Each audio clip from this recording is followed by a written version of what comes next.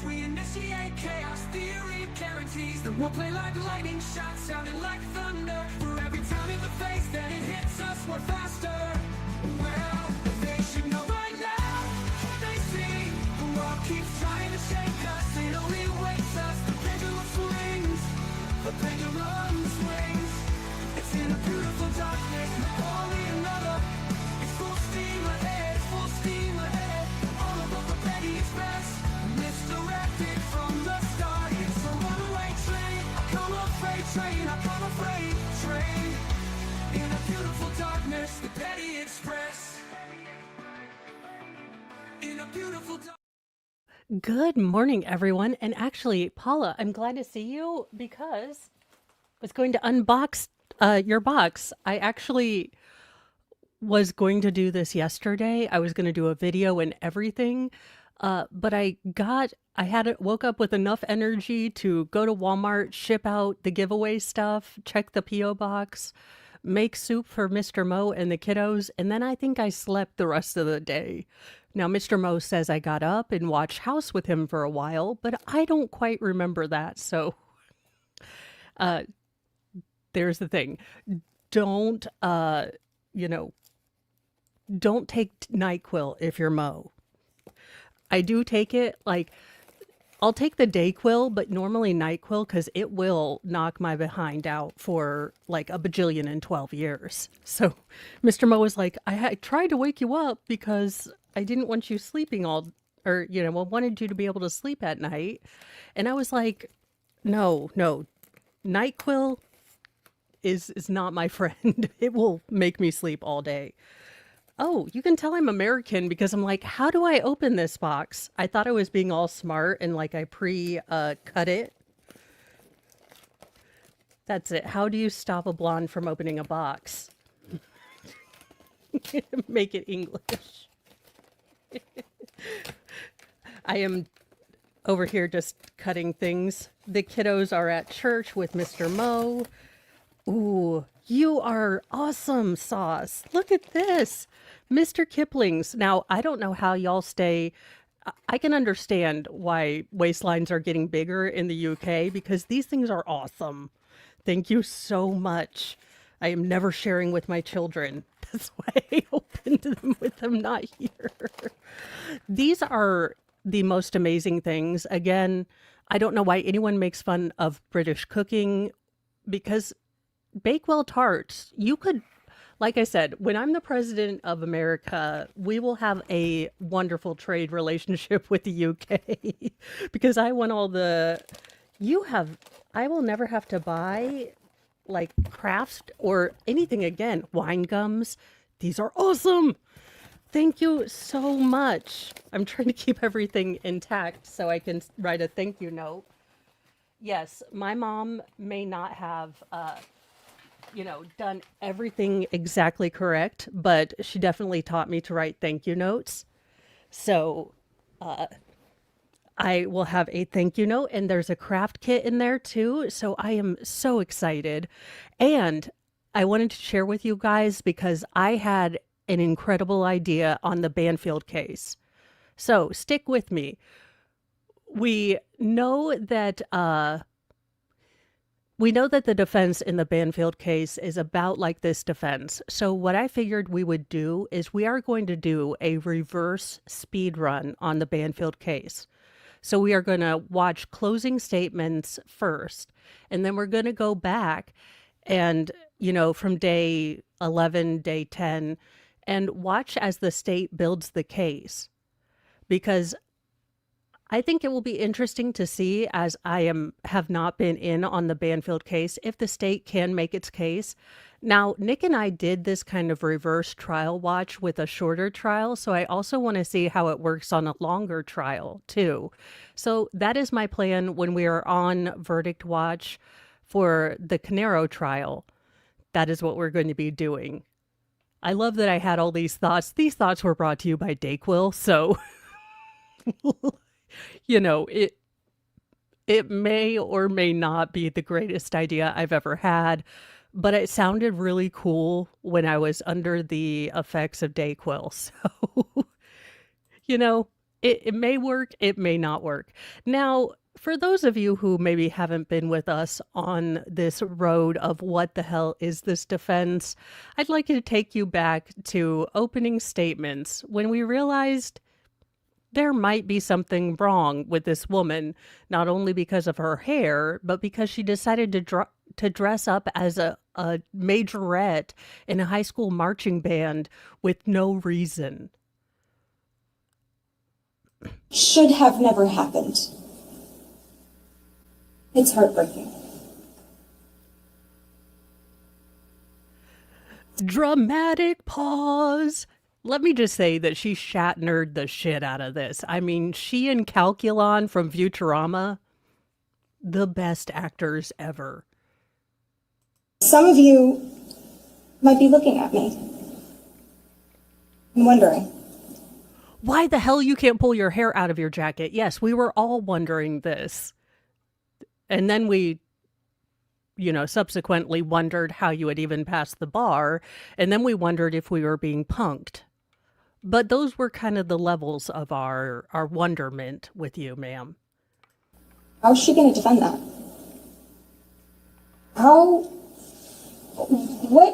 What can she do to defend against such awful crimes? How can she, or anyone for that matter, defend what happened here? It was at this point that we realized this is a terrible thing. So the comments caught on very quickly.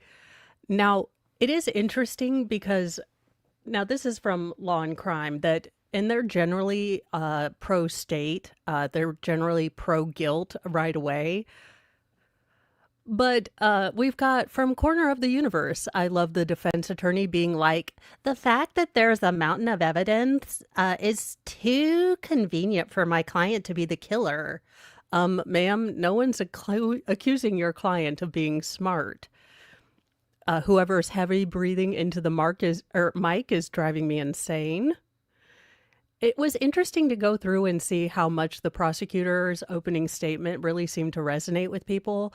And I believe that she did a really good job. I remember from the prosecutor's opening statement, she didn't use notes.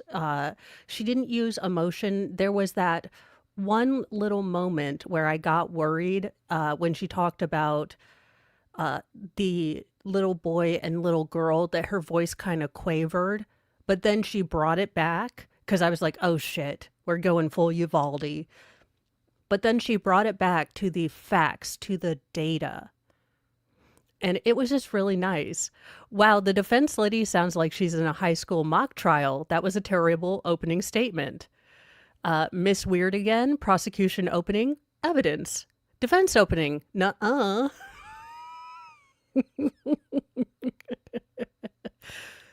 Defense attorney is really struggling. Can't imagine with all the evidence how they give him a defense. Wish people like this would just plead and not waste money on a long drawn-out trial. Oh my God, just get on with it. The defense sounds like he's so unprepared. Let's see. Almost reminiscent of the Murdaugh case. Defense attorney is going to hang her clients unless someone gets her under control.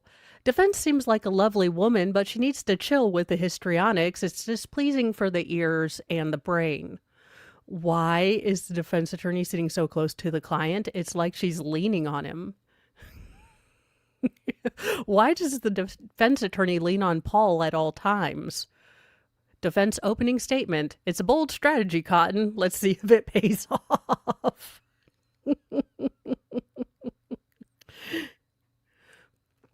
I can't stand when all the defense attorneys do is reiterate whatever the prosecution just went over. And that is kind of the exact thing that we all kind of looked at and said, why are they just repackaging what the state said? Because the defense here was going to prove to us from their opening statement that the state went in with blinders.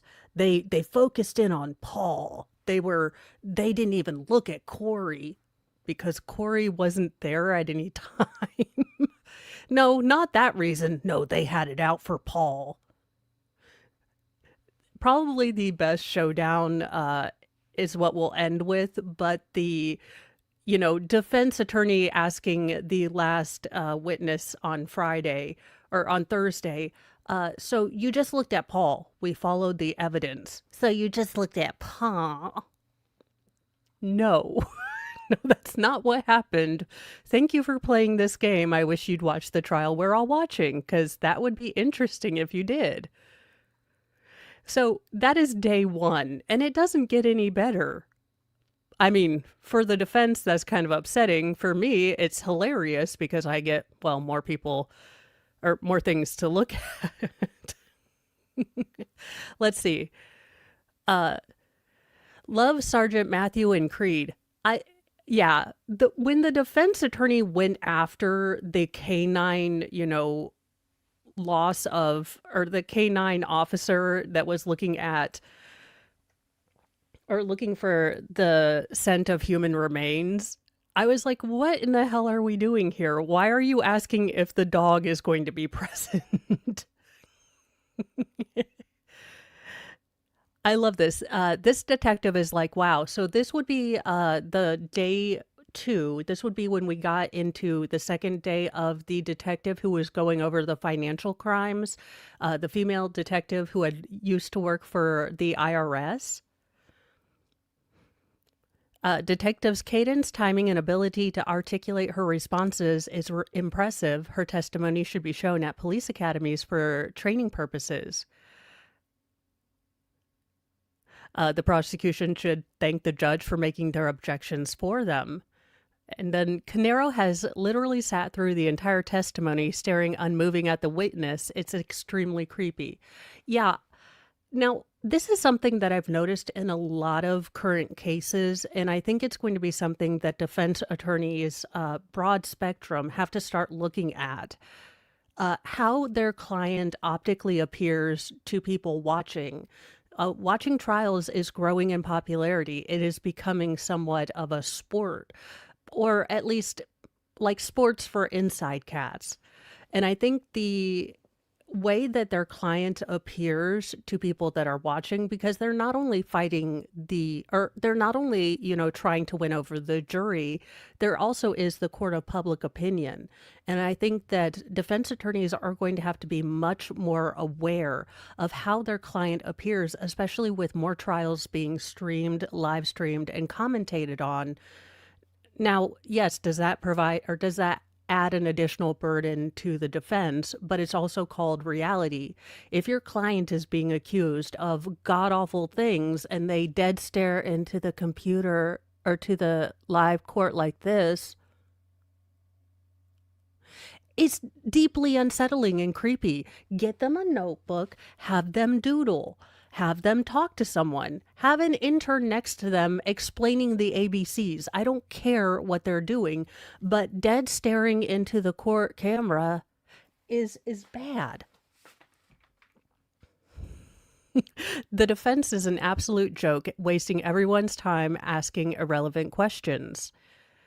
The prosecution needs to start objecting to this ridiculous defense's questions. The long-haired male attorney makes me want to pull my hair out. I'm yelling speculation, speculation. Finally, the judge objects. Thanks, judge. This judge didn't play. He won't even let you think of an answer. And this is one where I think, okay, yeah, I think that the state was very right. I have actually enjoyed the way the state structured this case because it is at the heart of it a very violent quadruple homicide, but that's really hard to kind of jump in on the first day. So I think starting with the motive, which I was kind of a bit confused about, why the state gave themselves an extra hurdle to try to have to prove, because normally you don't have to prove a motive. But I think this was a very good strategy in, kind of easing them in. And it also plays into that he's willing to steal from his family. What else is he willing to do to cover this up? It starts with that pattern of dishonesty and, well, I could not find a daggone picture where I could crop this man He is not in any of like the news articles, so I finally just had Grok make me a anime of the male long ponytail lawyer. I call him Cletus and Tristan. Uh, can anyone tell me what the background noise is? No, I wish that we would get whoever is crinkling the wrappers, to stop. Martine Starr, the defense is flopping, zero traction, wearing the jury down with word count, including relentlessly implying the brothers' relationship was fantastic. No, really, it was fantastic. Loser strategy. Well, someone thinks that this judge is so biased. No, he is not. We are all frustrated of the defense. Is this a murder trial or a financial fraud trial? With 4 people murdered, I'm going with a murder trial. Yes and no. They do need to, since they established the money being part of this motive, they do need to then prove that there were, crimes of embezzlement done, and that the murder was possibly in service to stopping, any actions that Keith would take to get the money back. So it does seem like a bit of a mixed bag towards the end where people are a little more upset with the judge. But this is day 2, just day 2. So we've already kind of seen that everyone's getting a bit tired of the defense's strategy here. So then In prior testimony, you... Oh, God, not her voice. No. LOL. Judge, I don't even know where we're going. I was thinking the same thing. The defense is bad when the court officer is laughing in the background. Yeah, we've gotten a lot of, bailiffs having to cover their mouth or the judge doing. So, yeah, it definitely is bad. The defense attorney only repeats what the prosecutor said, and then she recaps what she said. No holes punched in the case. The defense attorney is hard to watch. Defense just goes on, yet never makes a point. She just recaps the prosecution and walks through the transcripts, but can't find the point she's trying to make. At this point, I think her strategy is just to confuse the jury. By the time she finishes questioning a witness, the jurors won't remember the points made on direct. Prosecutors, find your objection button and use these words: asked and answered. You missed like 100 opportunities so far. Hey, defense, you got nothing. Move on. Neither defense counsel is at all prepared for their examinations, and I do find that extremely disrespectful to the court, to this case, and to their defendant. Now, their defendant that they claim they're, defending zealously, it does seem like if you were doing a good job as a defense attorney, you would look at notes the night before, like, oh, I think they're going to call this witness, or it seems like this witness is coming up. Maybe I should look at their case. No. It really, you need to be prepared. Let's see, from Willow Armadillo. I like that name. Defense attorney is irritating, her voice is grating, and she doesn't know when to back off. A very bad look. She wastes a lot of her time looking for things she should have at her fingertips. Most witnesses, when asked, want their memories refreshed if they don't recall something, so why doesn't she have the material prepped and ready to show them? Georgia Kappelman spoiled me.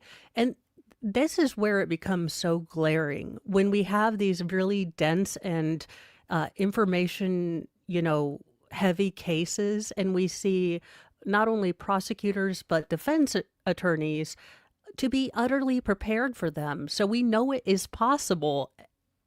It is very glaring when we see 2 lawyers that seem like they turned up at a casting call for some reason. The judge is so over the defense attorney, LOL, you can hear the annoyance in his voice. This is a very good judge. He seems like he's trying to keep the trial moving along. What's going on here, the lawyers and some of the answers the witnesses are giving, this judge is working overtime. Whoever is opening wrappers in the mic, yes, stop that. Stop that. 30 minutes in, ain't no way the jury can stand this male defense attorney. He's condescending and passive-aggressive in his way of speaking to the witnesses. It's absurd. Tell us you feel threatened by this highly accomplished female detective without telling us, you creepy ponytail guy. The defense talks in circles and repeats their statements and questions over and over again, ultimately saying nothing, a tactic to confuse. And is Darth Vader in the courtroom? Who is breathing so heavily into the mic? I will say that the audio in this courtroom has been kind of exceptionally terrible, but not to the point where it's so bad that you can't listen to it. But we definitely seem to have clear, crisp mics when someone is unwrapping their Werther's original, but nothing else. And then all of the kind of recordings, I don't know if they're being fed into a different system. From days like 1 to 4, we got really good audio on sort of the video clips that we were looking at and different conversations that we were hearing. And then all of a sudden, it turned into Charlie Brown's teachers. So I hope that the jury can understand it, but after day 4, we have not really been able to understand things without closed captions, and even sometimes the closed captions have no idea. Yeah, the rifling of papers. I do not understand. You'll notice that the state is in the back are at the back tables, and they have those 2 little like intern chicks that are always constantly pulling papers and having them get stuff ready for the next witness or things that they need to pass out. Now, in theory, the guy in the front that looks like Milton from Office Space, and then the guy from Dodgeball, whose Korean wife was always doing one of these things, he is supposed to be their, Tuesday on the spot, their Girl Tuesday. He's supposed to be having all of this stuff ready to give them. Now, I don't know what he's doing, but various stages of looking like he should have picked another job. And this is only day 2. And people are already over the defense. They are just done. We are done with this defense, and it only gets worse because of course it does. I would say that's fair to say. Not her. Did I do 3 again? All right. I'm moving on to day 4 then. What, if any, observations did you make? If annoying was a person, oh my God, someone got her law degree from the clearance rack, it seems. Yes and yes. I don't think this attorney knows what her defense is or how to defend her client. She seems so lost, asking repetitive, irrelevant questions. Oh my God, this defense attorney fumbling through her papers for no reason. This trial is too much for this attorney. She's wasting too much time on irrelevant things. Very bizarre. This lady is painful to listen to, painful. This was right about the day that we decided we were going to start fast forwarding through a lot of the defense. And I think it was the next day that we just decided we were going to thoroughly fast forward through the defense. The defense counsel creating annoyance rather than reasonable doubt. The jury will have left with nothing from the defense when they're sent out to deliberate. So I do wonder again what the strategy for the defense is here. We were told by the judge at the end of Thursday that the jury is definitely going to be there Monday, Tuesday, and Wednesday, but he wasn't sure about Thursday and Friday. So does that mean that the state is planning to wrap up in 1 or 2 days and then the other will be for the defense? I am not sure what, as the defense, you can bring forward. It's not like Paul didn't literally have a camera on him as he was dismantling the generator. A defense attorney woman like a Jack Russell dog that won't let the F go, biting on these witnesses' ankles. Shut up. 8 years later, please get a new defense counsel. Paul should have taken the plea and just done his time. This trial is unnecessary. At 1 hour, 52 minutes, and 23 seconds. I can't tell, is she incriminating her client or is she defending him because she's harping on things that don't sound favorable? Burnt gas or burnt hand, gas can. Yeah, it really, really is. They are a terrible combination of not too bright and condescending. And it's a terrible way to go through life. If you are not smart but believe you are smart and then you condescend to the actual smarter people, you're really annoying. No one likes a know-it-all, especially a know-it-all who is functionally mentally subnormal. We don't need to hear from you, Kim K and Cletus. Howdy, Nick. We are going through comment sections day by day to roast the defense in this case. And if you want to get on with me, I'm thinking of during deliberations doing a speed reverse run of the Banfield case. So we will be kind of going backwards, starting with closing statements and going through the state's case, day 11 to 1 to see if the state actually proved their case. Because I've heard that the defense in the Banfield case is just as remarkably mediocre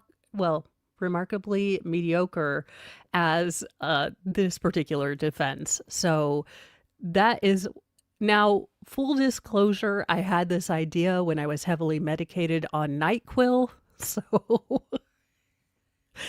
but it sounded like a really good plan, and it continues to sound like a good plan. So I always do try to wait until I am out of Dayquil and NyQuil to re-examine my planner eyes in.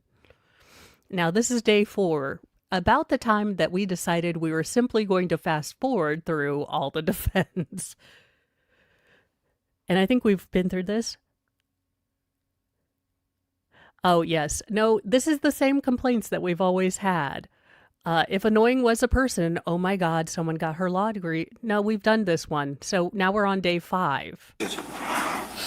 And this is the kind of lawyering that we have been subjected to. In case you guys haven't been watching the Paul Caneiro case, we've got Kim Kardashian. You had initially assumed that Keith might be in his backyard burning leaves in a big barrel. Yes. Is that a big barrel that you had seen before?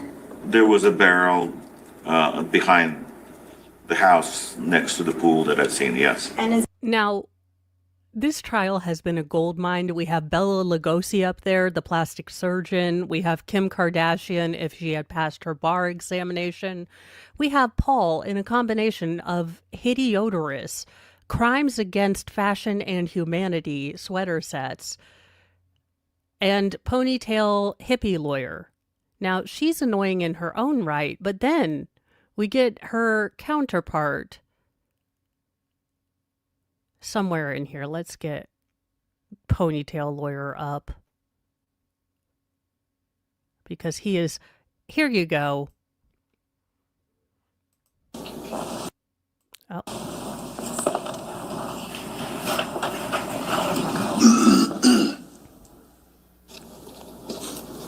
Now, never in any part of this case, even the days that we have not covered yet, has this defense ever been prepared for a witness. They're constantly shuffling papers, asking for a break, asking for a sidebar to try to bring up irrelevant things. So let's get on to the comment section, roasting for day 5. Imagine Paul on his way over to Keith's. He had 20 minutes to replan. Yeah.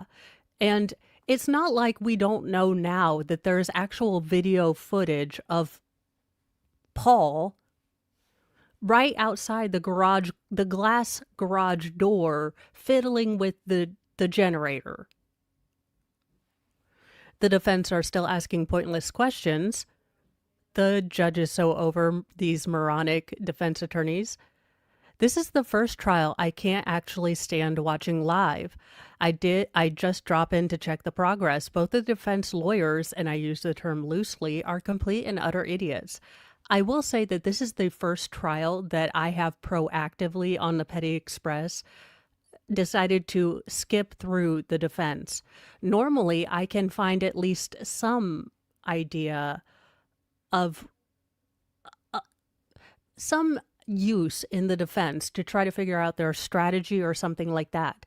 This defense has added nothing but reiterating what the state has said in a condescending and confusing way, very much like the cross that the state did in Uvalde. It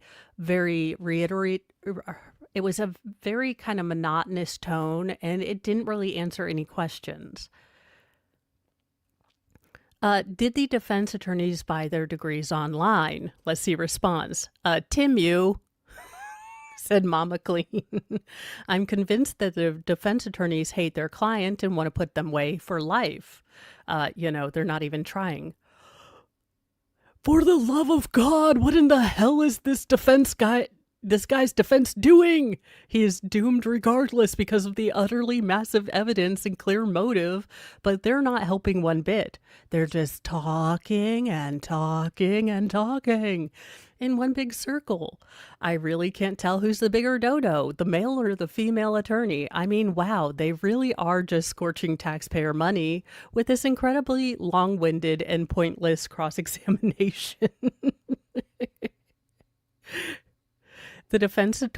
These defense lawyers are dumber than dirt. I watched live yesterday afternoon. I'm 5 hours ahead, and just before lunch, my dinner time, the defense cross-examines a guy I thought I was going to fall asleep. He said yes on every question, and I thought the defense team was all about boarding the jury out. It was painful. How about this guy? His car can be seen coming and going. Defense lawyers say, we don't know who's driving. LOL, this jury is laughing. Wow, this lady must have come out of the discounted law school like those fake Chanel tweeds. Or fake Chanel tweeds, sorry. I don't know fashion. We need to go to this. 3435, the look of a normal human when the defense asks you if a dead man or woman answered your phone call. So let's go to 3435 because I forgot that, but I do remember them saying something like that. You provided some of that information, the body. Morning, doctor. I want to clarify a couple of things that you mentioned. So originally you mentioned during your testimony that you had initially assumed that Keith might be in his backyard burning leaves in a big barrel. No, holy crap. Look, I have made fun of Georgia and Southern courts for having what I like to call a mosey. This is supposed to be taking place in New Jersey, like the place where we have get up and go, where we don't mosey. This is on normal speed. This woman is a advertisement for Adderall. Yes, Is that a big barrel that you had seen before? there was a barrel behind the house next to the pool that I've seen, yes. And is it something that you've seen him use before? Yes, I know that sometimes he would burn the leaves in the barrel. And you mentioned I do love also, because look, I am in hillbilly, like rural Indiana. So we do have burn pits where we burn our leaves and other stuff, allegedly in Minecraft leaves. But I love that whether hillbilly or in Colts Neck, New Jersey, we all have burn piles. It's like the hillbilly that unites us all. that your daughter was friends with Sophia, Keith's daughter. Yes, So you've been to the house before. yes, And were you familiar with Claudia? no. When you saw what we now know as Keith's body lying on the ground, did you also notice a cell phone there? I did. And you had tried to call Jennifer and Keith, or just Jennifer? Both. And obviously they didn't answer, right? No. No, because they were dead. They didn't answer the phone because they were dead. He, in fact, came upon the dead body with the phone next to it and was like, oh, the guy is dead. Maybe that's why he didn't pick it up. It wasn't because he was ignoring me or an inside cat and put me to voicemail. No. How? How is this woman a public defender? How? So then we're on to day 6. But when we do have really substantial what the hell moments, I will try to go up to them. This defense attorney is grasping for straws so hard. The POS is guilty. The dude is cooked. Yes, let me see if we can go to this particular moment. Because in all fairness to this defense, and I don't like to be fair because they annoy me greatly, I am not patient when I deal with stupidity. Weaponized stupidity or incompetence. But this particular person left literally all of the evidence. Now, I believe we even have a picture of him unplugging his own security devices with a picture of himself and his bald head on there, like, hey, your wise computer system unplugged. Maybe you're experiencing, something or other, and it's a big old picture of his bald head. This lady defense attorney is being ridiculous interrogating Mr. Copra, such an innocent witness, and she's making it seem like he didn't do anything correctly. Why didn't you tell the 911 operator it was a pistol? Now, this particular witness that this comment is talking about is a witness who was near Keith Caneiro's house and called 911 because he heard 4 or 5 shots going off in the middle of the night and was concerned. Now, being in the middle of kind of a rural area with different homes, he wasn't able to pinpoint exactly where these gunshots were going off at, but he did try to call 911 and in fact called 911 twice a little bit later when he wasn't getting any information on if anything had been done, because it was not normal to hear 5 shots at 3 a.m. So she did kind of question him pretty kind of condescendingly, like, well, why didn't you tell the police that it sounded like a pistol instead of a rifle? Why didn't you recall them and tell them where you heard it? It was just ridiculous. It's painful watching some witnesses being disturbed by having the murderer staring very closely and weirdly at him. So funny, Mr. Ponytail is asking about a photo of a vehicle, yet doesn't have it readily available for the witness to examine. If Gavin Newsom was a defense counsel, oh my God, he or she says, one more time, I'm gonna need counsel. Defense lawyers are acting like suspects never cooperate, where it seems that they always do until they realize they're a suspect. And they think they often think that they're smarter than you and that they can commit the perfect crime and won't get caught.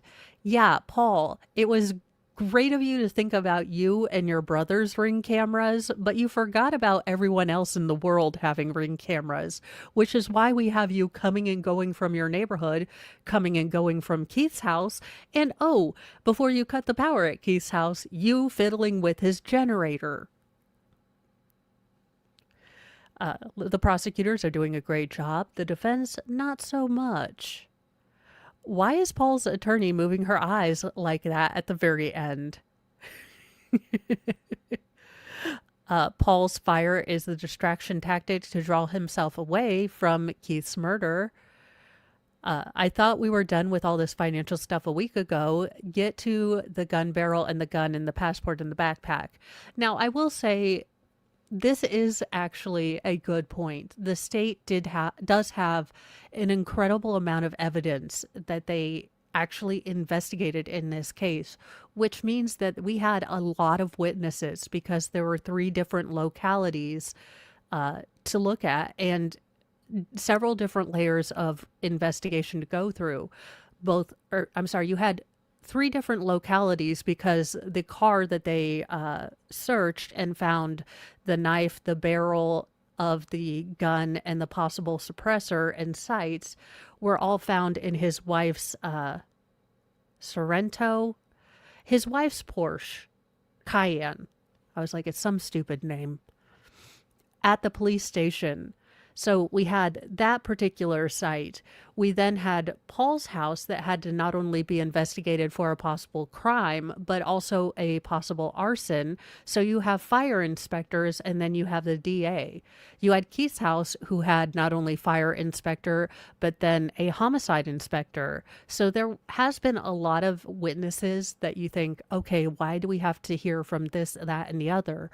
But because they have that, the way New Jersey is set up, that the DAs kind of take over bigger crimes, you do have an umbrella organization that kind of takes control and heads the operations while still allowing the localities to have their own independent investigations as well. So it is kind of an amalgamated process that did take a lot of time to go through. It has been a longer trial because of all the investigation that they did, which again goes against the defense's claim that the state, right out of the gate, was only looking at Paul. They weren't.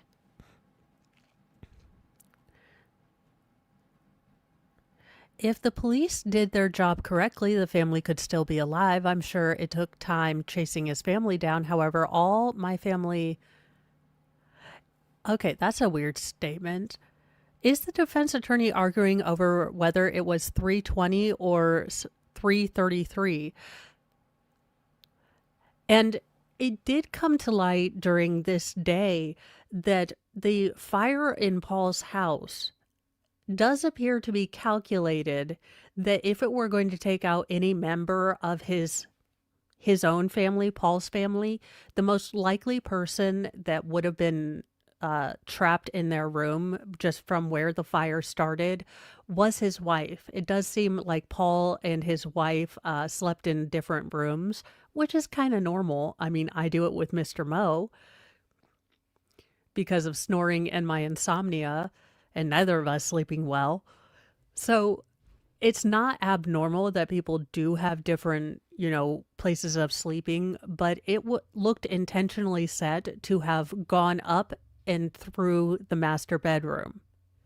Now, we did find out during this trial that Paul had a friend with condo benefits and Lexus benefits, or Audi benefits. The kind of friend you pay their condo, you pay their lease for their car, and you pay for their, 2 trips to Colombia, as you do. But just friends. Sort of. I'm sure. Just friends. I would like to find a friend that's going to pay for my rent and mortgage and all that stuff, because he's friendly. I mean, it would be Paul and you. And again, the sweater sets just keep getting worse. Paul, you are not an Autumn. Now, I will say that the state have not... This particular witness, I don't think was a great one for the state, but he also wasn't affiliated with the state. This particular investigator was hired on behalf of Paul's insurance to see if the house fire at Paul's house could be attributed to anything that wasn't sus. Now, it does make me question how the science of arson investigation, if it is as objective as it needs to be something we can use in courts, because it does seem to be a lot of experiential knowledge and then kind of a hunch or a guesswork. So I would have to look more deeply into that to see the actual science behind arson investigation, because what we've been shown here, I don't think has been the best example of really good and in-depth arson investigation. So that being said, The state has, I think, fumbled a couple times with who they have decided to bring forward as arson investigators within their own department. They did have someone who has had some training in arson investigation, but was more versed in kind of crime scene investigation. So there have been some missteps by the state, but they've been somewhat minor. And they also have the wealth of information and good witnesses that can talk to the jury. I think on the whole, every single person that the state has put up in a professional capacity has been very good, articulate, and explains things in a fairly good manner that isn't condescending, but also isn't bogged down with technical terms. Every second of her cross is a waste of time. My middle school kids are more organized with their paperwork than these defense attorneys. The judge should be outraged at how long it takes these people to get exhibits ready. They really slow things up. Looks like Paul is giving the crime scene investigator a really sinister and menacing stare. Testimony confirmed today he and his wife were basically living as housemates. It doesn't go unnoticed to me that he started a fire under her master bedroom area. Yet that was kind of enlightening too, to hear how they were kind of existing as roommates. Now, according to Paul and his wife, she was aware that he had a relation dateship with this Urelli woman. And she was aware, in fact, one of his phone calls from prison was to remind her to pay for his side piece's Audi. I don't know how that goes, but I wouldn't be picking up phone calls from you from prison. Mr. John Wick here with an armory fit for a zombie apocalypse in his basement, rocking up to court in a Ural plaid sweater vest. Okay, okie dokie. I can't wait for the ballistics and DNA experts. He's already sunk, but he'll be smoking after that.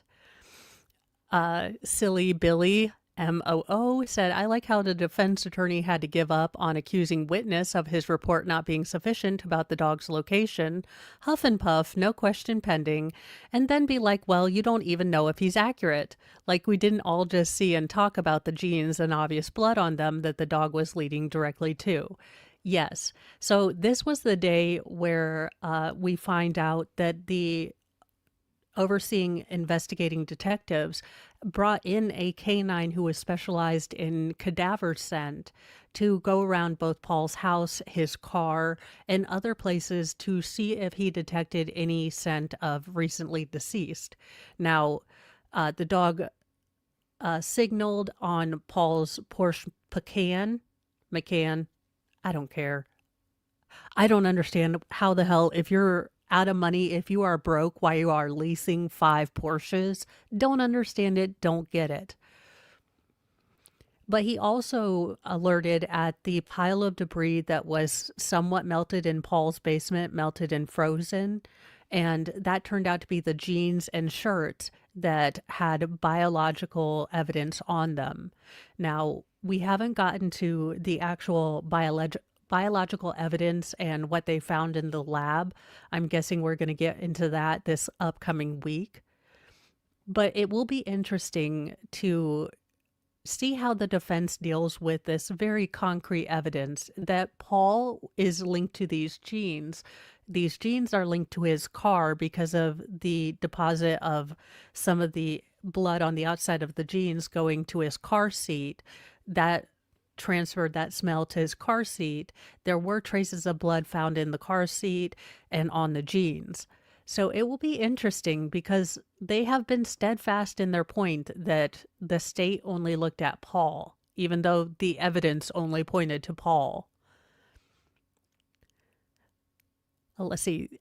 Did the idiot bring the murder weapon to the police department? No. So it is on this day that we also learn that the Porsche Cayenne that the Caneiro family took to the police station when officers wanted to ask them more questions on the day of the fire, they went ahead and searched that because around the time they were getting done getting their statements, they had learned of Keith Caneiro's house being found ablaze and there already being one deceased subject there.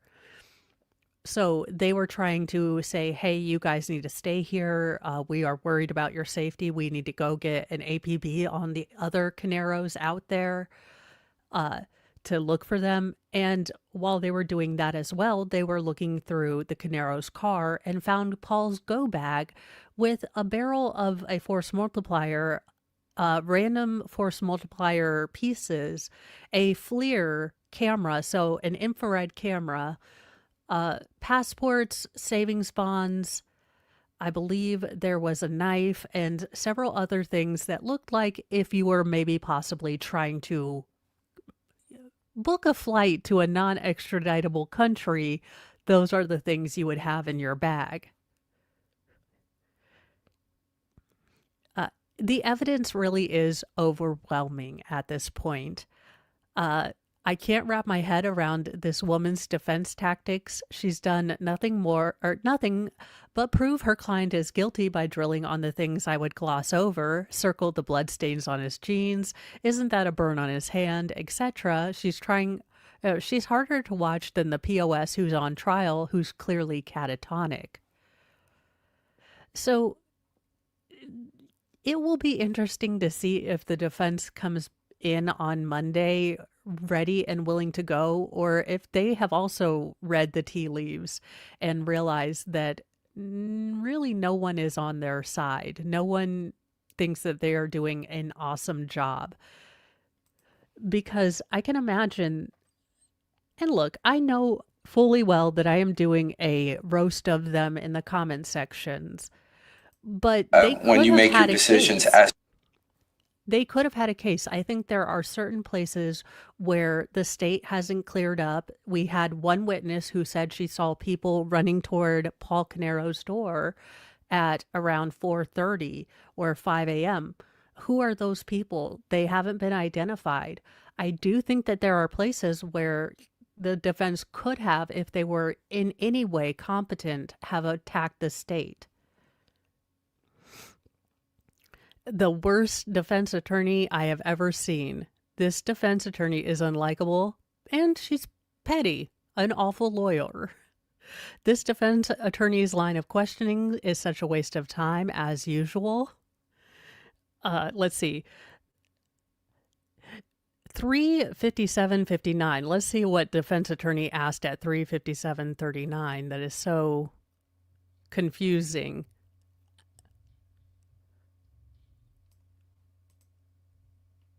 Internet searches can be helpful to kind of uncover a person's motive or a person's plan, because sometimes people try to Google how to assist in committing a crime, right?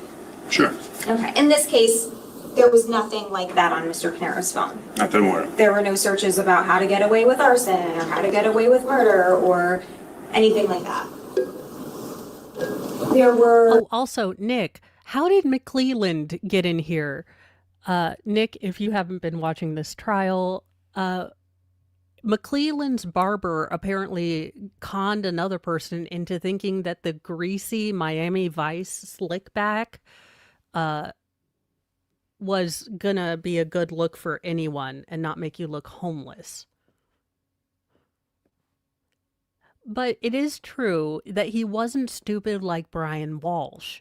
He didn't have an entire premeditated Google, search list. He wasn't stupid in that particular realm of being stupid. Yes, you are correct. Why that's, in any way of flex for your client, I don't know. But he did not have, an entire Google search history of premeditation. The entire first floor of 27 Tilted, right? That's correct. Creed doesn't alert anywhere on the first floor, right? Correct. He's taken. Oh yeah, let's get back to where the defense attorney asks if the dog is actually the smart one of the group. He's like, well, you are actually depending on the dog to find things. Creed alerted to a section of the vehicle's interior floor area medical search He starts like an asshole. Yeah, with where I located. Thank you.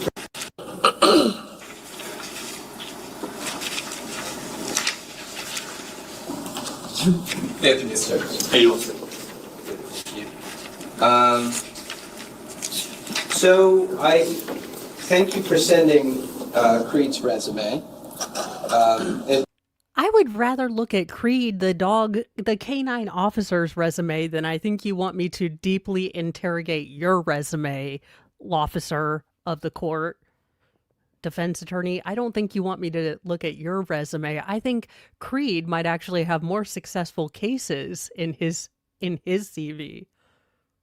Looks like Creed is actually very good at locating human remains. That's right. Where I just looking retired now. And I noticed that there were several instances you mentioned in the resume where Creed had alerted during the search. Yes, we are going to spend 15 minutes where he's going to go through exactly how this cadaver dog has actually found trace elements of blood or human remains, and they were very good at it.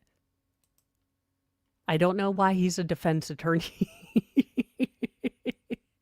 I cannot believe how closely the defendant to those prosecuting were set up ever so uncomfortable for these witnesses. He must have gotten his defense team from buy one, get one free Cracker Jack box. Ponytail Guy is just useless as his cohort. I think we already knew those children and wife were trying to get away from him. They wouldn't be up at 3 a.m. Today they proved it by the boys. Yeah.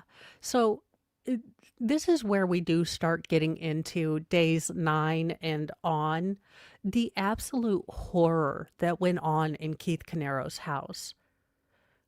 The absolute kind of up close and personal. And we haven't even gotten very deeply into the wounds that the victims were found with. But just the blood swipes in the kitchen, the fact that we now know that the little boy was found in the kitchen curled up in a little ball next to the cabinets. I don't know where this defense is going, but it's very hard to kind of shore up against those. And I think the state has done a really good job of sort of preparing the jury.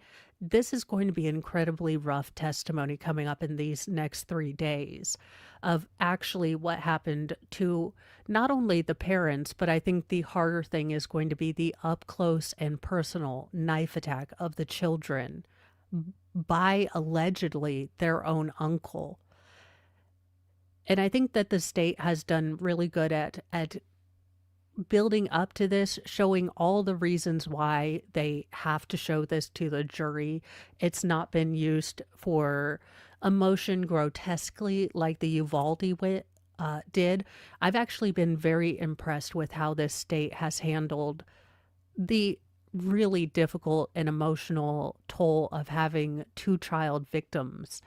They haven't used them for, gross emotional kind of tactics. They haven't overdone or underdone. They've been very clinical about how they are showing this evidence.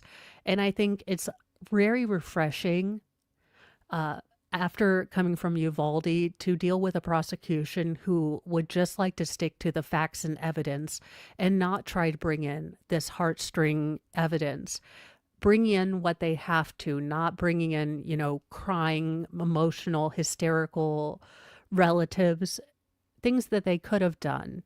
I've been very impressed with how the state has dealt with this really, really difficult trial, especially after Uvalde. 1 second.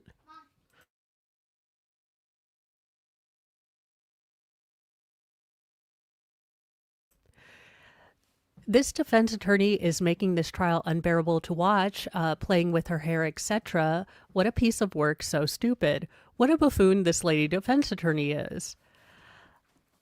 I'm shocked at how many degenerates committing financial crimes resort to murder. Murdaugh, Walsh, Richins, this guy, and those are just recent cases.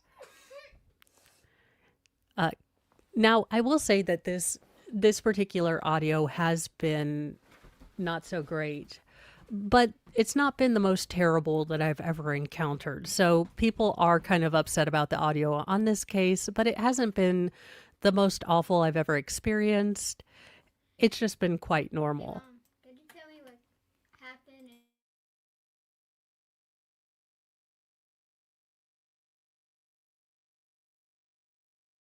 He's like, is this still the lady that played hide and seek wrong? And I'm like, no. And you shouldn't have an encyclopedic knowledge of the cases that I'm going through. She does tend to use like a lot more than I would think a very highly educated person who has gone through Juris Doctorate school would. Like is similar to, but not exactly. And she does use it as one of her word whiskers. She's an and a like type of person. So when her brain isn't quite up to speed with what she wants to ask, you do get her saying a lot of likes and ums, which I would have thought would have been kind of drilled out of you in lawyer school. I would think that kind of having those word whiskers or speaking inaccurately would be something greatly penalized. How can the defendant have no feelings or remorse? Now, this one was, I think, exceptionally bad for the defense, but not so much because of his attorneys. Today, day 10 is when we started getting into more photos of not the blood evidence, not only blood evidence, but there were photos of the body bags. Unfortunately, there was one pop-up of Keith Caneiro without a tarp on him that I had to quickly take off stream. But we are getting into the meat and potatoes on day 10 of what actually was under all the fire damage. The investigation was extremely thorough and lucky that they were able to get a lot of blood information and photos from the kitchen and other places. They sifted through debris to find shell casings, to find the possible murder weapon, a knife from the family's own butcher block under debris. So they have been this investigation has been incredibly diligent. And I think that the state taking its time, bringing in all the witnesses, showing exactly who, was in charge of the evidence, who took the evidence, having those particular people come in and be so incredibly competent has been a real, real boon for this case. Because as the defense is trying to muddy the waters and make everything so unclear, the state has been very methodical and very logical in how they bring people in, how they kind of have gone chronologically through, that night, that evening, and brought witnesses in through that timeline, but then also, started with the piecemeal investigations at a local level to then bring on the, DA's office investigators who went through everything. Let's see, watching the alleged murderers faced while looking at crime scene photos and hearing gruesome details, this is where I think that Paul really sunk his own case. He and his defense have maintained that he absolutely beyond loved Keith and the Caneiro family that all died, that he has been heartbroken that he has been alleged to have taken their lives, that he would never, ever take their lives, that he would never wish harm on anyone for any amount of money. But then to look at these very poignant kind of blood smears with a little hand in it, and anyone who's had little feral children with chocolate syrup, you saw that little handprint in that blood. And Paul's face didn't change. Now, I would like to state that I have often said that during testimony like this, you're damned if you do, damned if you don't as a as a defendant. If you cry, it can be perceived as crocodile tears or, just trying to make yourself look good. If you're stoic, then you're cold and heartless. I think that the Uvalde case was really a very good way that a defendant can show grief, can show restraint, respect, and because you saw Adrian tear up, you saw Adrian become very emotional, deep breathing and things like that, but he didn't make a show of it. He didn't make it, look at me, I'm crying. He tried to be very stoic and wipe away, but you could tell that some of this testimony greatly affected him, and Paul was basically stone-faced. So I do think that there are going to be a movement of professionals, possibly in bigger trials, that are going to start having to look at, defendant optics. How are we going to make our defendant, look engaged but not detached? I think that they're coming forward as more trials become live streamed, as more people are watching this. I think that there is going to be a whole professional movement of people that are there to work with defense attorneys to soften their clients, to, have them appear less detached, less emotionless, because it really is a bad look. Could Court TV do a better job at showing the images? Now, I was shocked that Court TV put up some of the images today on this day, because there actually was a uncovered photo of Keith Caneiro on the lawn that was slipped in. So I don't know if that was something that was intentional, or I'm guessing unintentional, because they did go on to show the body bags once they were zipped. But this was, I think, a really pivotal day where Paul needed to have shown anything, and he really just did not. And I think this was the day where it had kind of been sort of theoretical. What I mean to say is that the jurors knew that they were going to be getting into a quadruple homicide. They knew that eventually they were going to look at evidence of what these people possibly went through before their last moments.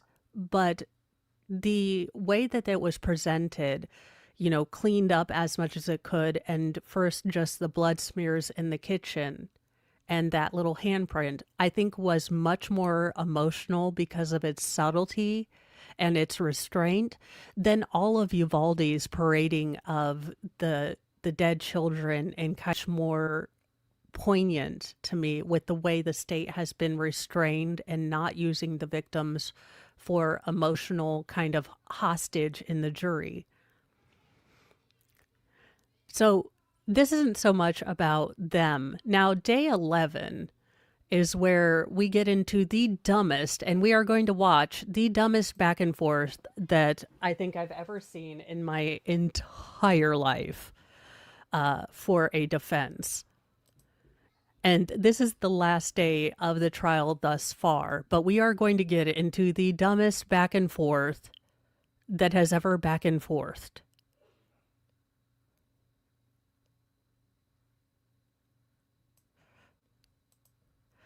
Because the defense attorney is going to try to make a timeline that exonerates Paul.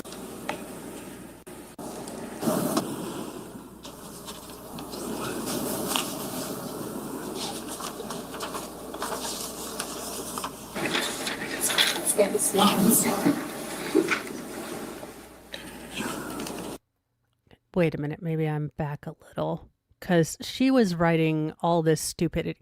Look, there's a lot of stupid in this trial, so we have to be judicious.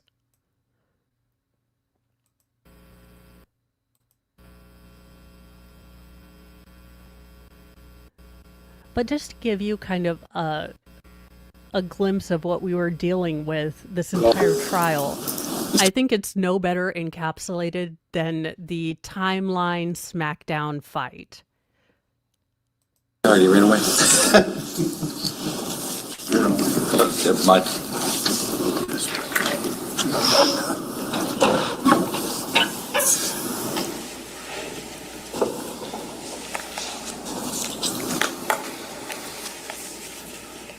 Okay, we addressed that issue outside the presence of the jury. We are now have the.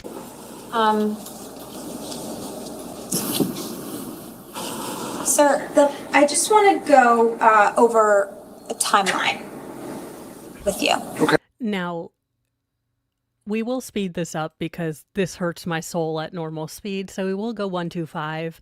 But I think this perfectly encapsulates why the comments are the way they are, and it's only about 30 minutes, so I will try to keep us going. But this is really why we collectively as a chat decided to fast forward through the defense. But I think this encapsulates how this defense has been working this entire time and how off point they are. Okay, so if we can start, maybe just like half of them, maybe. At 2:07 a.m., that's when we. Let me stop you for 1 second. Can you just. And now to orient you, this is sort of the lead detective over the case from the DA's office. So he was essentially the lieutenant in charge of assigning different people to go out to both crime scenes to look at things. He is kind of the overarching person who did things for the DA's office. Turn off the portrait one. Yep, that one right there. You got it. That turned off that light. Go ahead. So at 2:07 a.m., that's when we see the vehicle leaving 27 Tilton, correct? On surveillance video. Yes.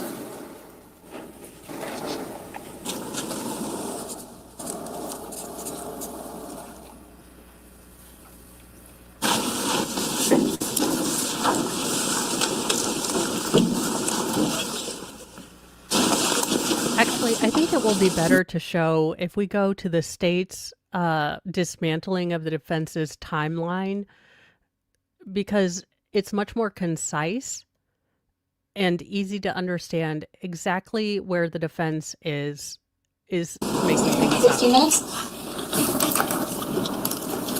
Angry? And then from 2:52. Yeah. Are you marking that or not? Now, thank God the state came up and totally dismantled this. I decided not to re-hurt you guys with the defense, but the state is going to make it all right. Or I mean, oh, you want to use it?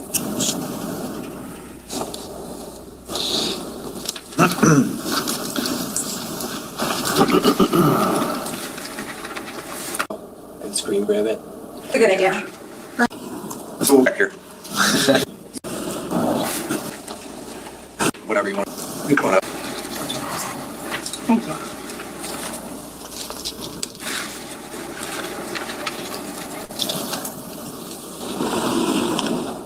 Detective, we just looked at D1423, right? Yes. And this is quote unquote timeline, I guess, that you were. Okay, I would just like to say, we salute you, bailiff, who cannot control his response to petty. We salute you. Look, that was some funny, not so subtle petty right there. A so-called quote-unquote timeline. I still haven't figured out why the Monopoly Man is in the courtroom. Not at all sure why Professor X or the Monopoly Man is in the courtroom. Talking about? Yes. Would you say that the timeline actually starts at about 3:50 p.m. on November 19th of 2018? Right.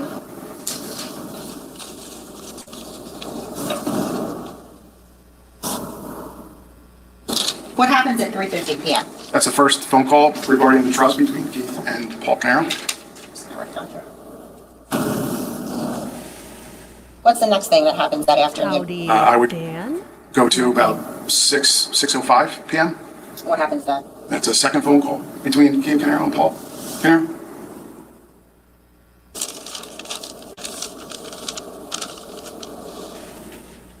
Did you have the opportunity to look at the defendant's cell phone extraction, I did. specifically at device events? Yes. Did something significant happen at 1:27 a.m. in terms of his phone? Yes. And what is that? The screen power's off and it was plugged in.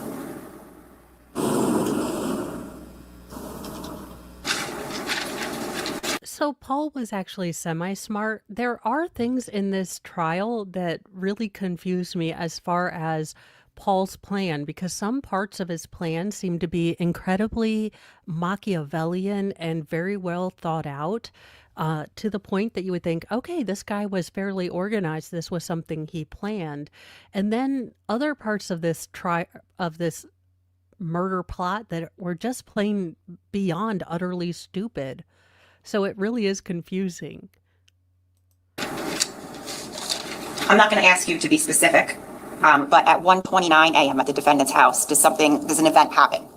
Yes. Okay. And was that event captured over the defendant's video surveillance system? Correct. Okay. And was that at what time? 1:28, approximately.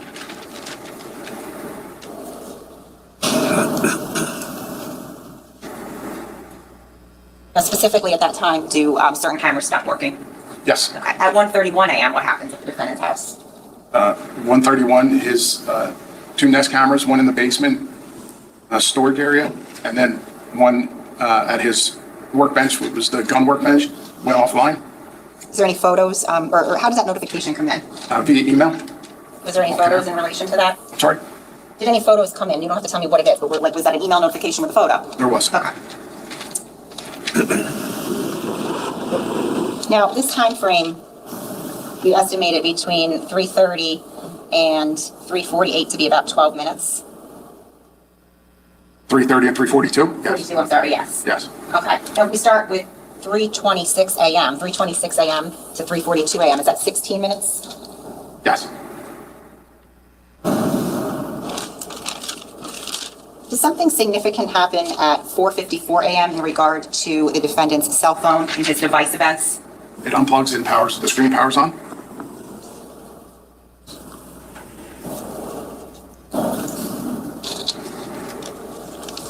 How about at 4:57:09 a.m.? Does anything significant happen with regards to the defendant's house? The house, you see from the 19 Oxford, you see the flash of fire from the back of the house.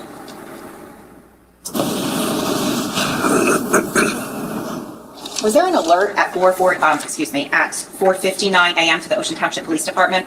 Yes. And what was that alert indicating? That was the fire, reporting the fire. At 27:20. At 5 a.m., what, if anything, is seen at the defendant's house with regard specifically to a motor vehicle? That's when the Porsche Cayenne backs out of the driveway.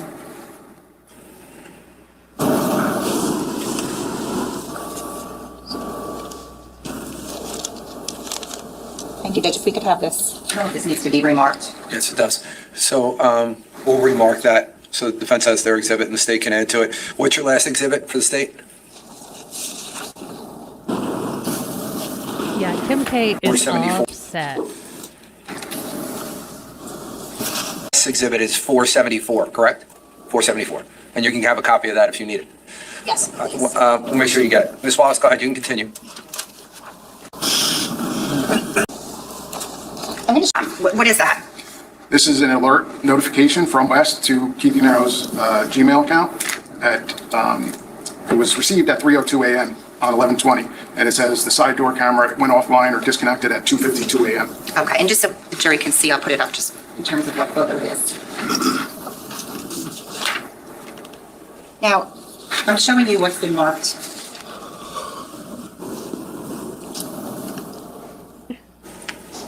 Judge, All right, now the defense is going to be all upset I'm going to because show you what's been marked as S2. Email, Paul Caneiro's timeline email. is all messed up. But the defense is going to attempt to fix this for her client, and we are going to get one of the dumbest exchanges in the history of, I think, jurisprudence. states? It's gonna be small.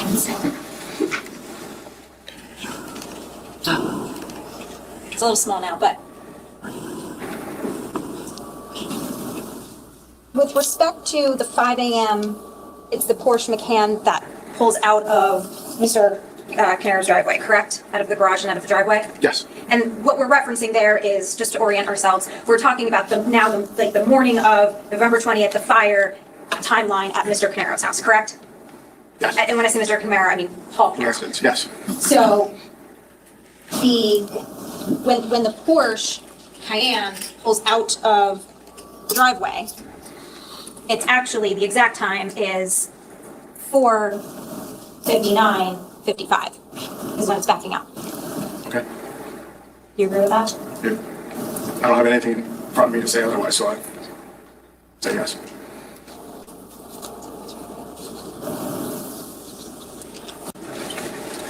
So it's 4:59:55 is the Porsche backing out of the garage, meaning driving onto the street, right? Yes. And that's what. And then we know that Mr. Caneiro and his family go into that car, right? Yes. And at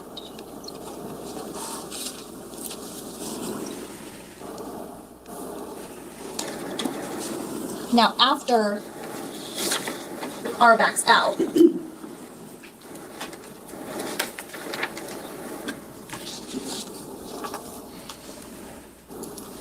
This is at 1.25, you guys. It took longer in the real life.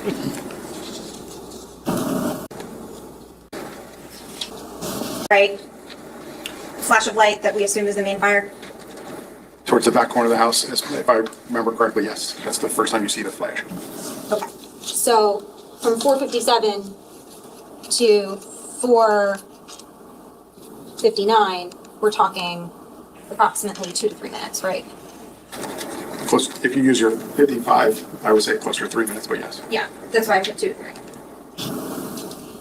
And at 5:01, and I don't have the milliseconds, but at 5:01 is when we see the second flash of light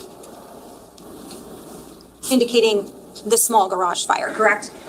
Now, it is very important to remember that on this day, have heard Paul's jailhouse phone calls in which he shows not a modicum of upset that he has lost 4 family members, that 2 of which are children. No, he was very clinical and calculated. He wanted to make sure that all of Keith's family was taken off of the, iPhone accounts so they could stop paying those bills. He wanted to make sure that, Corey Caneiro was not touching the trust. He wanted to make sure that his wife could get access to the trust to pay some of his bills. He didn't say, oh, well, are they looking at who murdered my family? It's not me. He said, I shouldn't be in here. It's a travesty that I'm in here. Without reviewing the video for that portion, I wouldn't be able to sit here and say definitively. I would have to review that.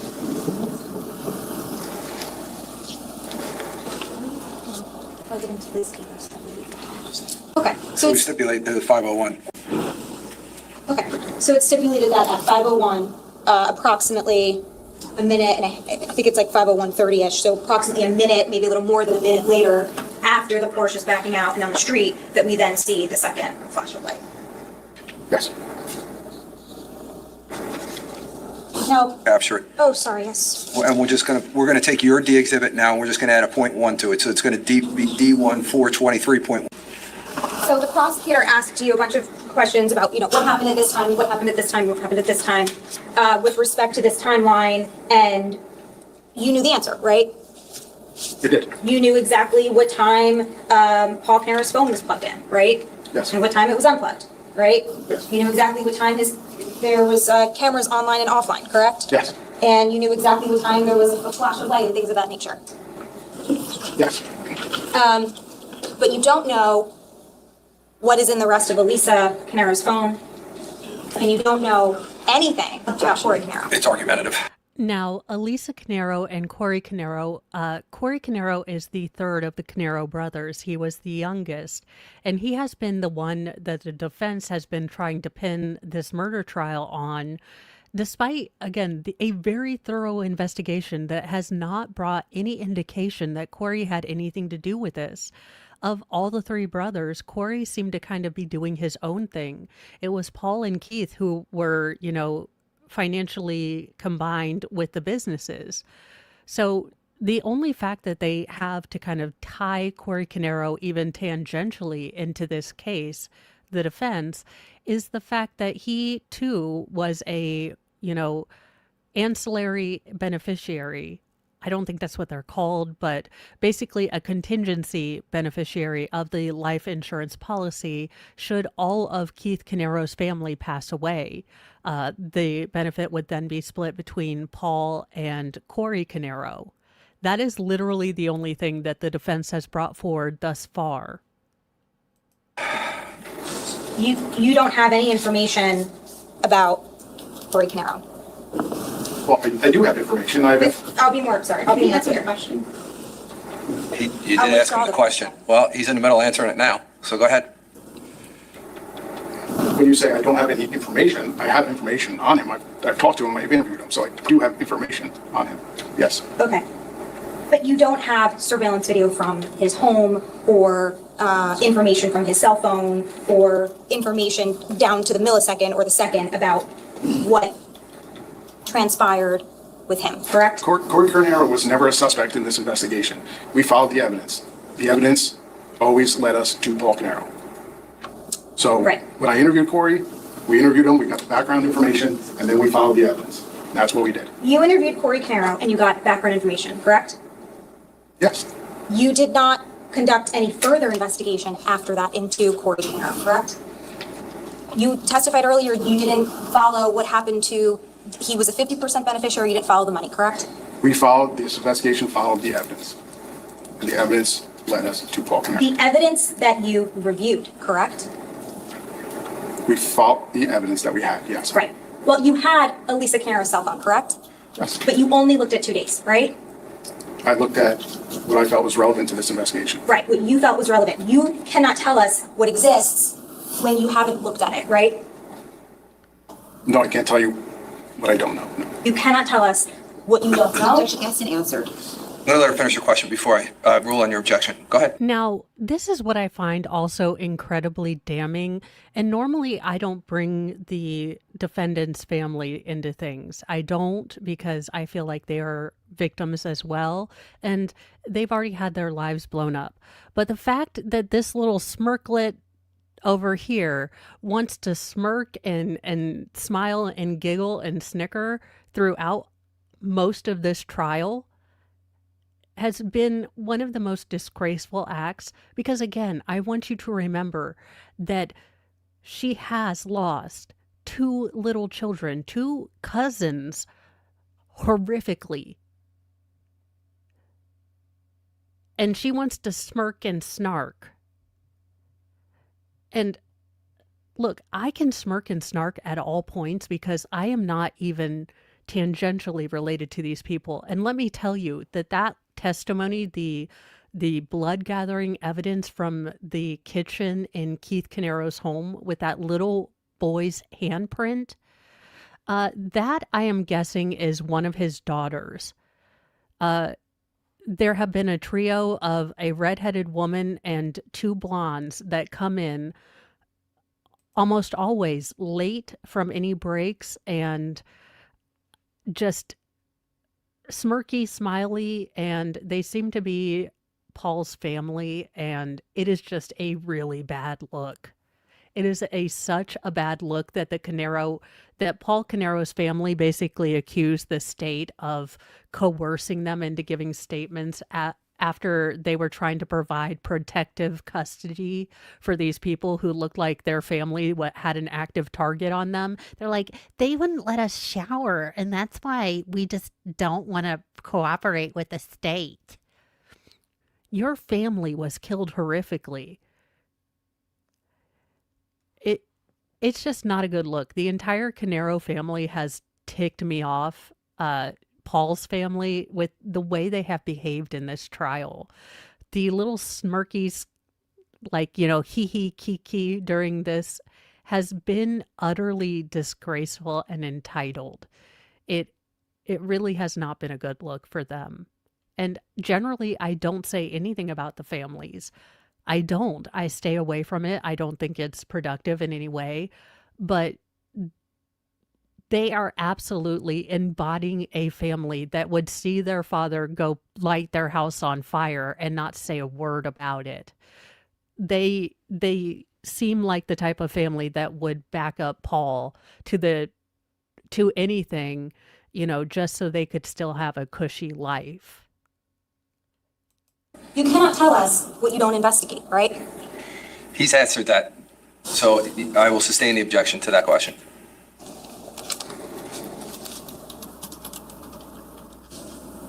You don't know what you don't know. I think that's very reasonable. And you chose what you wanted to know in this case. Follow the evidence in the investigation. Okay, thank you. Sir, you can step down. Thank you. That's actually been the most cogent exchange of this defense, kind of the most hard hitting. I don't think that it did anything for her. I absolutely do not think that she is in any way proving that the state went out of their way to target Paul Caneiro. I think it has been quite clear that they have followed the evidence. But since we went through that and I made you suffer, let's look at the comments. Defense attorney Chick annoys me so dang much. The male one is not much better. I put him on 1.5 speed. Is it me, or does the defense act like a child at the end of the video with the whisper, "Oh my God"?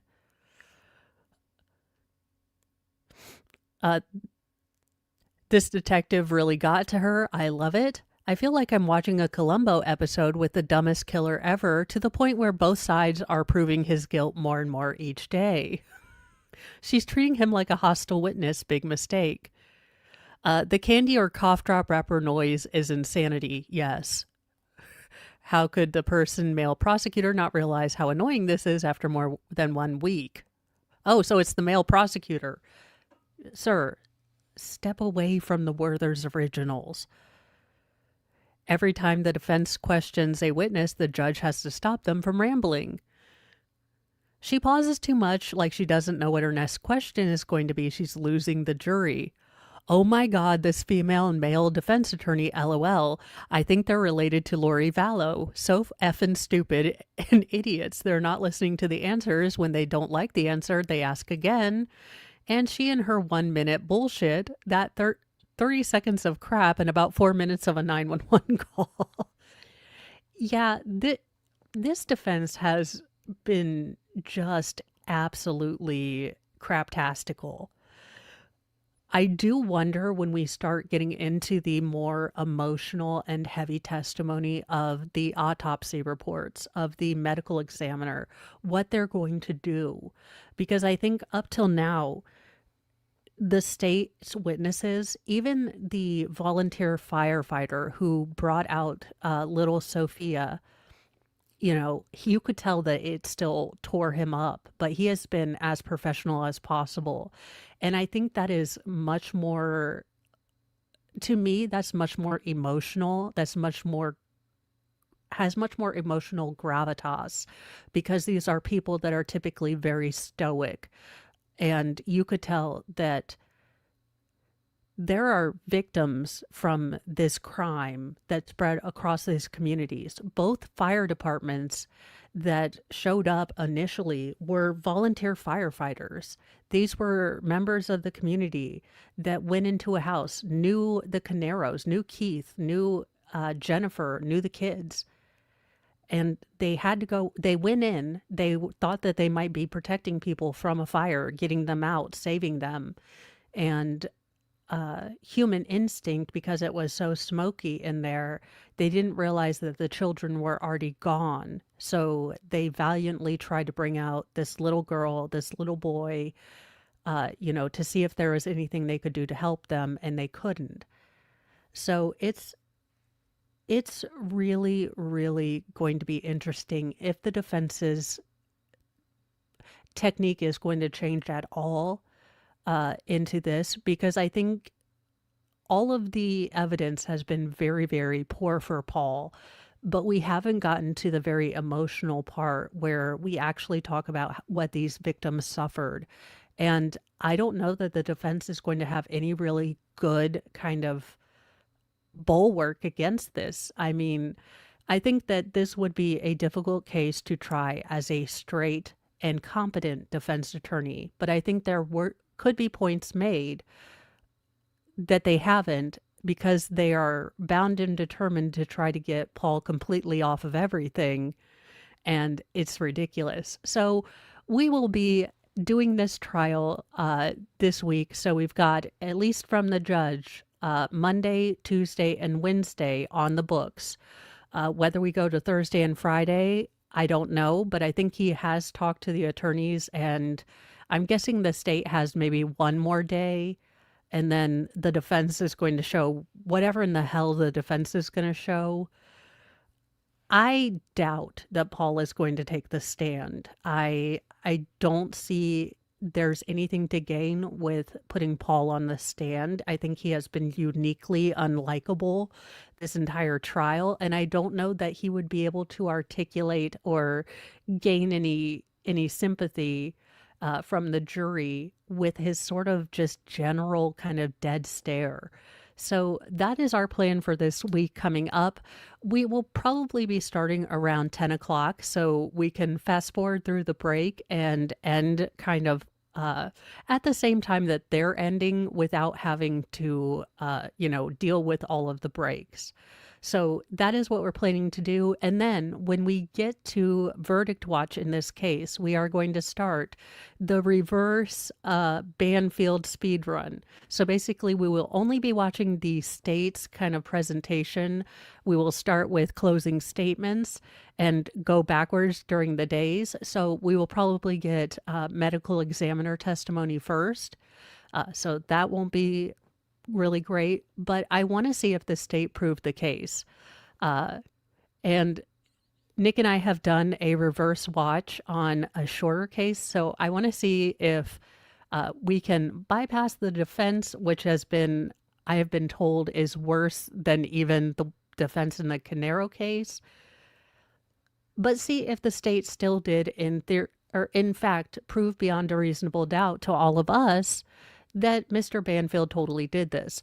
Now, I have a lot of questions on the Banfield case, because the wife looks really attractive, and that au pair, ew. I mean, I don't know. She just isn't all that. She is not, lose half of my stuff, end up in a cardboard box, wife took everything from me, hot. She is just not that. I mean, Mr. Moa and I have talked about it. We have both agreed that Amber Heard is objectively attractive, golden ratio, symmetry, and all that. But no one is poop on my bed hot. Sorry about you. Even if you're Kim Kardashian, you are not poop on my bed hot. So I do have a lot of questions, because the au pair is like not attractive to. Look, I don't swing for the lady team, but if I was gonna swing, I wouldn't swing for her. So it will be an interesting case, and then we hopefully get done with both of these cases the first week of February, because we've got Corey Richins coming up. Now, full disclosure, I have not watched the entire Richins, kind of pre-trial stuff. For these bigger cases, typically what I do when we cover them is I want to go in like the jury. So I will be taking all the notes, giving you, the balls and strikes, but I'm not going to go in with a predetermined kind of, she's all the guilty or the state is doing a witch hunt. I like to just look at what both sides present and kind of go in with a clear mind. So that is what we're planning to do for the rest of February. I am going to put up a place for us to do our first members only book club. I do have the thumbnail ready. I am just trying to hammer out with Mr. Mo where his classes are, if he has any on the weekend, so I know when to schedule things. But that's what we're looking at for February. And then we're going to, of course, have a February gift and giveaway. Again, I will be better at actually shipping them out on time. Hopefully we don't have another snowmageddon, although it's iffy, y'all. It is iffy. Great reference, yes, she does. I love that I knew exactly what you were talking about. I may not know anything about pop culture. I don't know who David Four is, but I do know who the Rockbiter from Neverending Story is. So thank you guys so much for hanging out. I do plan also this week we got the cord in. It is the right cord for the crafting section, and a room tour video where I'm learning to use my phone. Now, the thing is that I actually have to clean my room. I had planned to do it yesterday. I had a plan to do a great many things yesterday. I got the post office and Walmart run, and let's see, I made Mr. Mo. So he really likes the potato soup I make, but I can also make it with cauliflower. So he asked me to make the cauliflower soup, just a big old pot of it. I did that, took a NyQuil, and then I think slept for 16 hours. So my to-do list on the weekend has shifted around a little bit. But this week I do plan to get crafting stream up and going, or videos, because it's a new channel, so I'll need to do videos. So get those up and going because I now have the right cord. And get a room tour because Mr. Mo did an incredible amount of work to get this to be a livable room for me. And I need to clean it up before I show you because it's a hot mess right now. In fact, that's probably what I will be doing when I get off of the stream to be a functional human. I will add it. I'm taking things, I'm the running list maker of things that we need at the store. So I was reminded laundry soap. So I'm going to get off of here and coordinate all of the lists of things we need from Sam's Club. Thank you so much, Paula, for your gift box. I am going to go hide all of my snacks in my secret. I really need okay, Patriot Supply. I know we have force multiplier cases. Could we possibly make snack cases for parents? Like it's a biometric lock, and if I put my little Debbies in there, my kids can't get into them. Because I don't have a lot of force multipliers running around, but I do have a lot of snacks I would rather not share with my children. If we could get the snack locker, that would be an awesome thing.